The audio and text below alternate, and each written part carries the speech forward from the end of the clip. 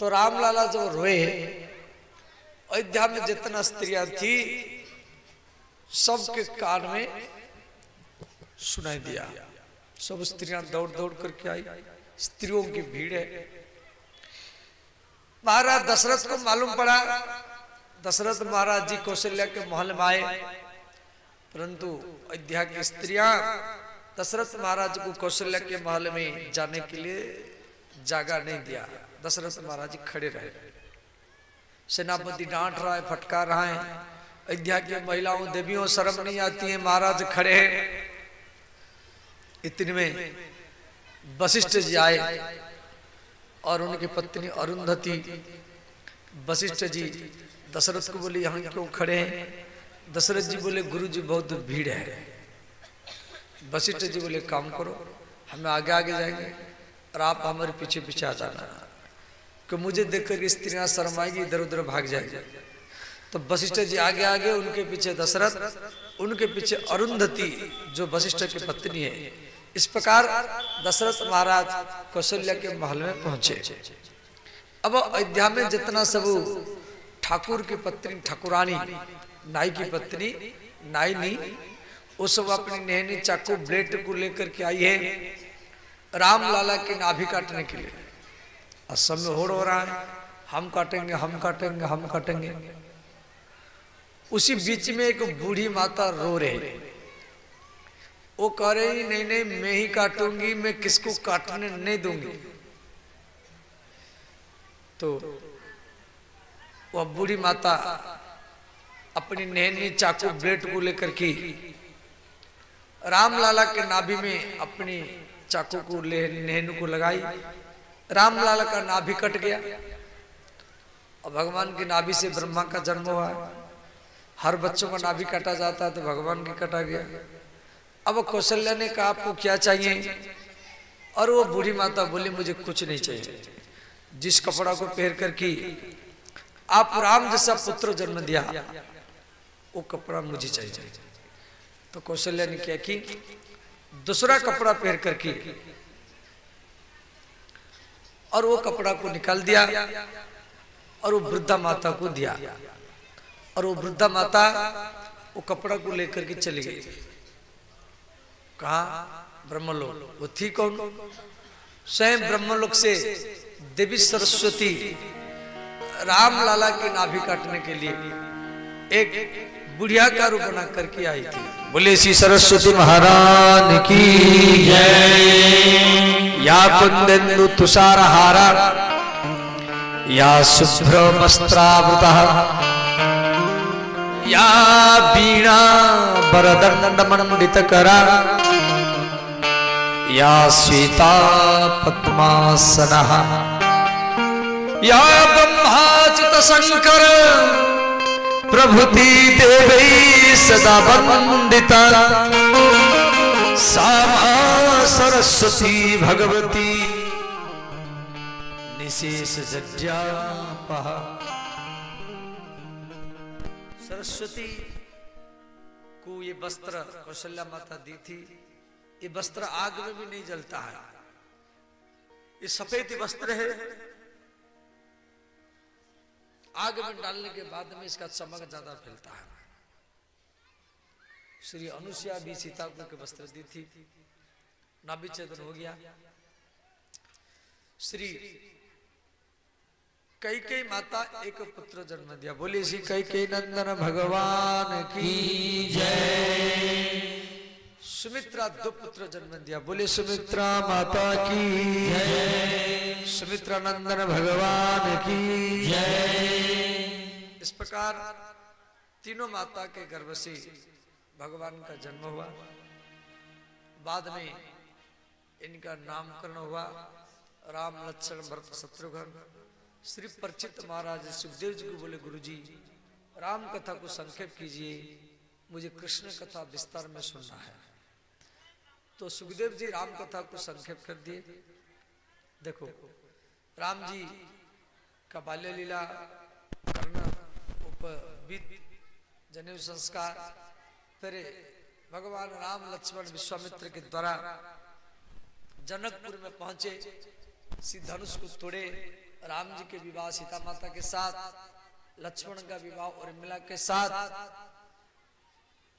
भरत का विवाह मंडव के साथ, शत्रुघ्न का विवाह शीतकृत्य के साथ। अब इस श्लोक को सब पाठ कर लीजिए, सब हाथ जोड़िए। ओम जानकी जीवनो वंदे, ओम जानकी जीवनो वंदे, ओम जानकी जीवनो वंदे, ओम जानकी जीवनो वंदे। मांडवी प्राण वल्लभम, मांडवी प्राण वल्लभम, मांडवी प्राण वल्लभम, मांडवी प्राण वल्लभम। उर्मिला रमणो वंदे, उर्मिला रमणो वंदे, उर्मिला रमणो वंदे, उर्मिला रमणो वंदे। श्रुतिकांत नमस्तुते, श्रुतिकांते नमोस्तुते, श्रुतिकांत नमस्तुते, श्रुतिकांते नमोस्तुते। ओम नमो भगवते रामचंद्राय, ओम नमो भगवते रामचंद्राय। सब आँख खोल लीजिए, ध्यान देना। ये चारों दुल्हा दुल्हन का मंत्र है। जागृत, सुषुप्ति,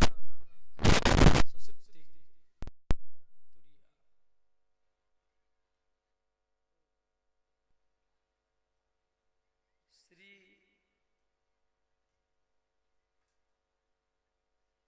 भगवान राम 15 वर्षों से विवाह किए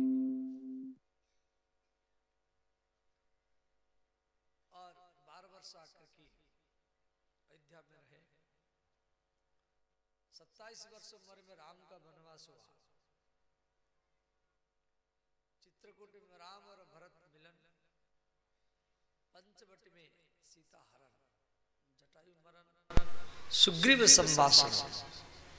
भगवान राम बाली को मारे, समुद्र को पार किए।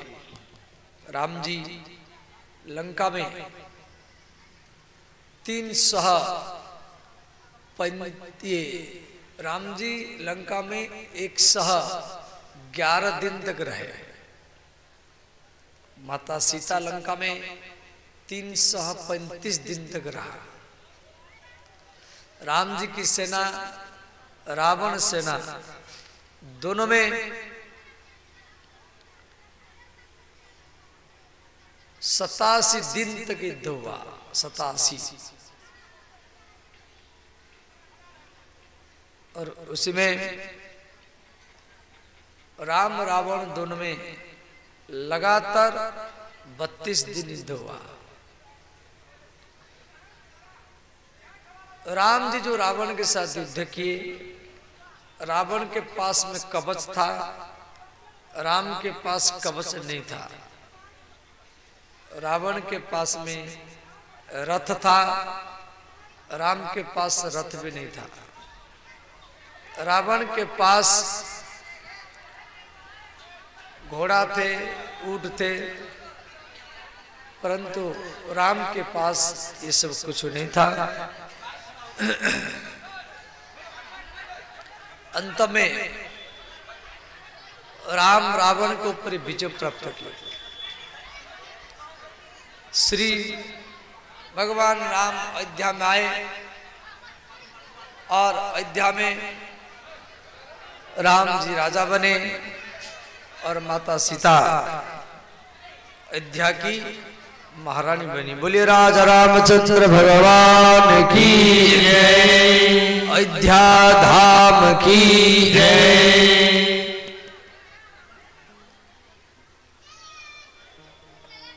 अब एक स्तुति पाठ करेंगे। श्री रामचंद्र कृपालु भजन हरन भव भय तारिणा। श्री रामचंद्र कृपालु भजन हरन भव भय तारिणा। भव पंज को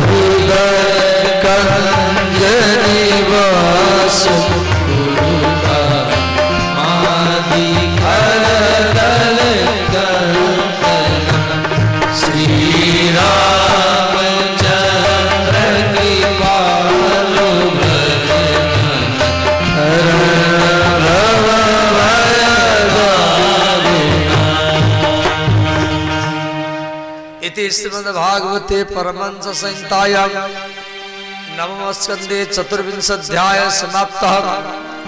अतो दशम स्कंदः प्रथम अध्यायः। श्री परीक्षित उवाच कथितो वंश विस्तार भवता सोम सूर्याः राज्ञा च वैवंशानां चरितं परमाद्भुतं।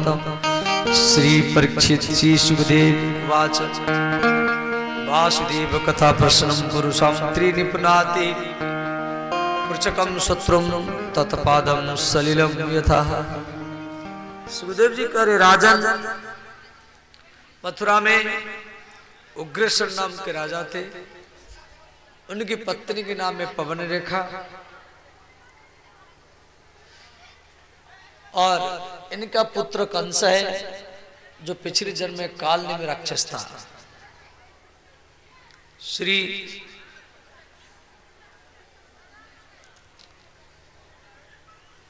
उग्रसेन के भाई का नाम है देवक। देवक की एक कन्या थी जिसका नाम है देवकी। कंस अपनी चाचरी बहनी देवकी को बहुत प्रेम करता था। यदुवंश में फूट था। यदुवंश के कुल गुरु गर्गाचार्य जी यदुवंश में एकता करने के लिए देवकी का विवाह वसुदेव जी के साथ करवा दिए। कंस अपनी बहनी देवकी का विदाई कर रहा था। मथुरा से आगरा की तरफ रथ निकल चुका है। आकाशवाणी हुआ, कंस जिस देवकी को आप इतना प्रेम करते हैं उसके 8वां बालक के द्वारा आपका मृत्यु होगा। कंस देवकी का केस पकड़ कर की तलवार उठाए इसका मस्तक काटने के लिए। वसुदेव जी बोले भैया मैं वचन दे रहा हूं, इसके गर्भ से जो बालक जन्म लेंगे मैं आपको दे दूंगा। कंस का तब तक आप दोनों को मेरे जेल में रहना पड़ेगा।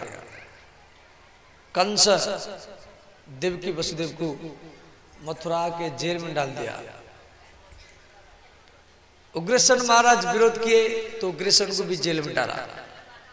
उसके बाद में देवकी को पुत्र जन्म दिया, कंस मार डाला। दूसरा, तीसरा, चौथा, पंचमा, छठवां 6 संतान को मारा। देवकी के 7वां गर्भ में श्री शंकरषण भगवान आए। नारायण भगवान योगमाया को बोले योगमाया देवकी के 7वां गर्भ के संतानों को रोहिणी के गर्भ में प्रवेश कराओ। ये रोहिणी वसुदेव की पत्नी है। ये कंस के भय के कारण देवकी नंद यशोदा के घर में रहती थी। तो अचानक रोहिणी का गर्भ बढ़ गया तो रोहिणी रोने लगी। नंद बाबा के कुल गुरु सांडिल्य मुनि आए, रोहिणी को समझाए। अंत में भाद्र मास शुक्ल पक्ष छठवीं को रोहिणी के गर्भ से श्री बलराम जी का जन्म हुआ। बोले श्री बलराम भगवान की जय। अब 8वां गर्भ में भगवान श्री नारायण आए। श्री देवकी माता मथुरा की जेल में है।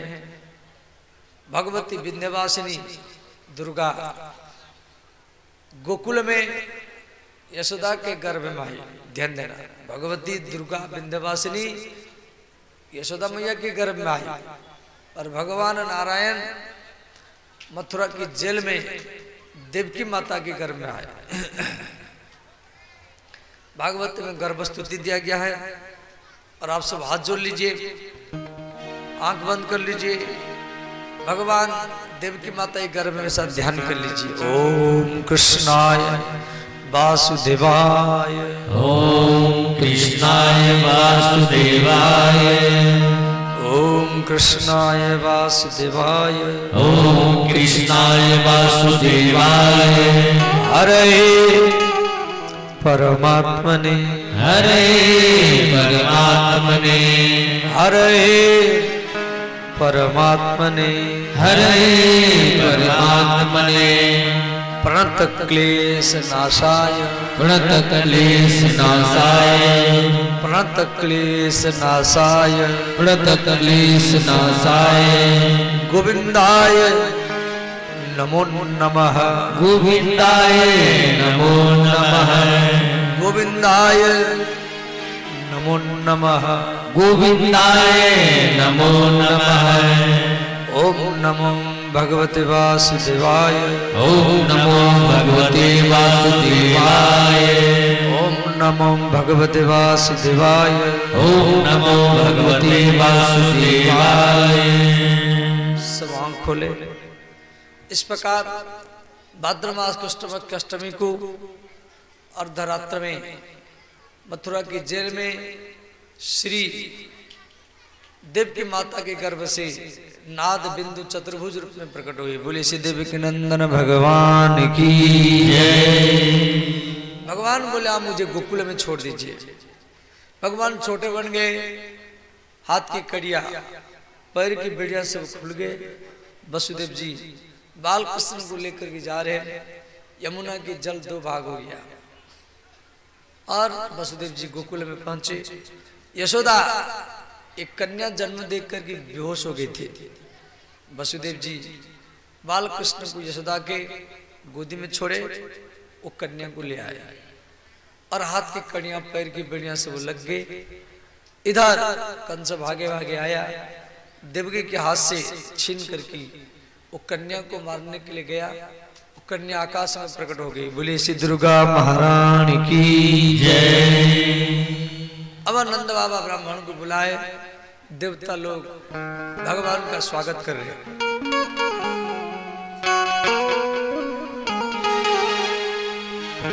स्वागतम कृष्ण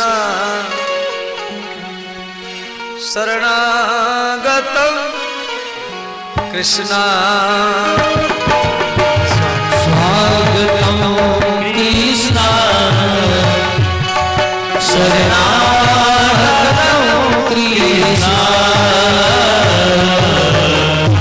स्वागतम कृष्ण शरणागतम कृष्ण, स्वागतम कृष्ण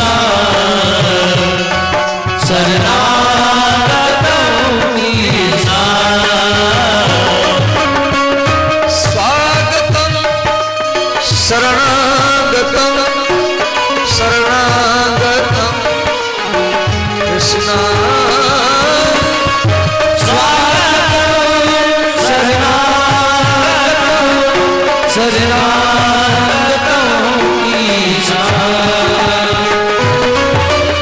स्वागतम शरणागतम शरणागतम कृष्ण, स्वागतम शरणागतम शरणागतम कृष्ण, स्वागतम शरणागतम शरणागतम कृष्ण, स्वागतम कृष्ण शरणागतम कृष्ण, स्वागतम कृष्ण शरणागतम कृष्ण। सब गाइए, दोनों हाथ उठा कर गाइए।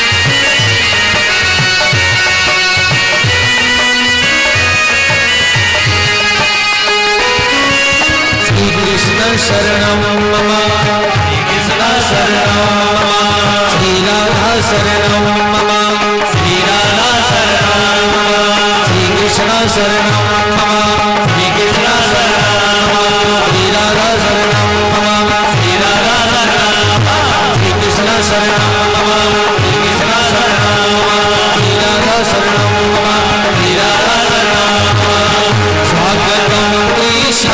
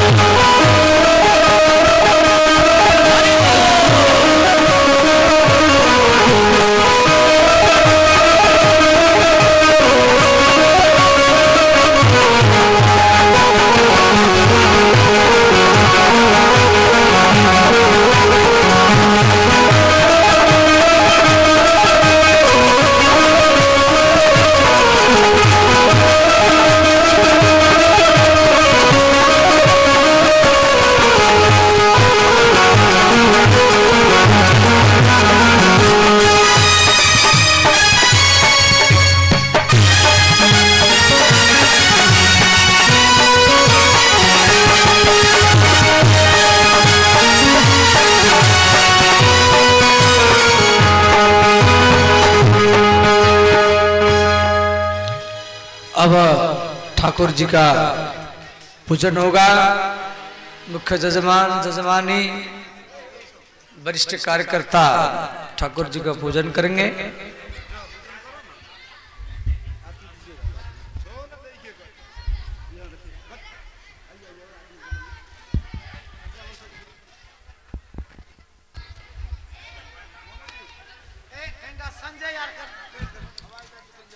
सभी कोई शांति बना करके बैठे रहेंगे। अभी हमारे बीच भगवान बालकृष्ण अवतार लिए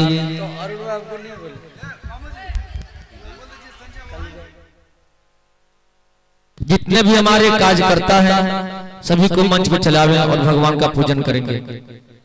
जितने भी हमारे इस जगह के कार्यकर्ता हैं सभी को चलाइए मंच पे। हमारे बीच भगवान अवतार लिए अभी हमारे मुख्य यजमान और भी वरिष्ठ कार्यकर्ता के द्वारा भगवान का पूजन होगा। फिर भगवान आपके पास आपको दर्शन देने जाएंगे। फिर इधर बधाइया गाया जाएगा, अनेकों अनेक सामग्री लुटाया जाएगा। आपसे भी लुटेंगे भी और लुटाएंगे भी। उससे पूर्व भगवान का पूजन हस्ते जलाक्षत पुष्पाणि धृत्वा ओम हरि ओम सुचक्षभ्याम भूयाशं सुवर्चा मुखे च नमः सुश्रोत्कर्णाभ्याम भूयाशं ओम सहस्रशिररेखा पूर्वघा सहस्राक्षः सहस्रपाता सहस्रपद्मतस्ताग्रमूलम् ओम ऊर्ध्वस्वः ध्यानं समर्पयामि श्री बालकृष्ण चरण कमलेभ्यो नमः। ध्यानान्ते चंदनम बालकृष्ण भगवान को तिलक करेंगे, चंदन लगाइए। ओम चंदनम वंदते नित्यम पवित्रम पापनाशनम आपदा हरते नित्यम लक्ष्मी वसतु सर्वदा। ओम चंदनान्ते अक्षतान्ते पुष्पम माल्यादिनी सुगंधिनी माल्यादिनी वे प्रभो मया हितानि पुष्पानि पूजार्थं प्रदीयताम्। ओम पुष्पं समर्पयामि श्री बालकृष्ण चरण कमलेभ्यो नमः। पुष्पान्ते दक्षिणा द्रव्यम दक्षिणा भगवान के चरण में अर्पण करेंगे वहीं पे। ओम हिरण्यगर्भः समवर्तताग्रे भूतस्य जातः पतिरेक आसीत द्रव्य दक्षिणां सदक्षिणान्ते आरातिज्ञम। ओम हरि ओम चंद्रमा मनसो जातस्य चक्षुः सूर्यो अजायत श्रोत्राद्वा यस्य प्राणस्य। ओम आरातिज्ञम समर्पयामि श्री बालकृष्ण चरण कमलेभ्यो नमः। बोलिए बालकृष्ण भगवान की जय। अब